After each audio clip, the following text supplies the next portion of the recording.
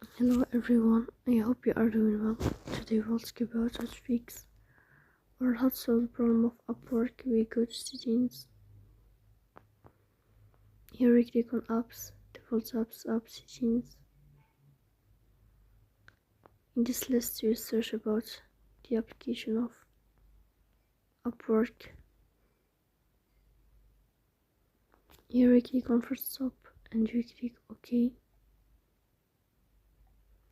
Here we will enter to storage. Here we click on Clear Cache. In the end you will turn on your airplane mode and you will turn off your airplane mode again. So please don't forget to support us by like and subscribe.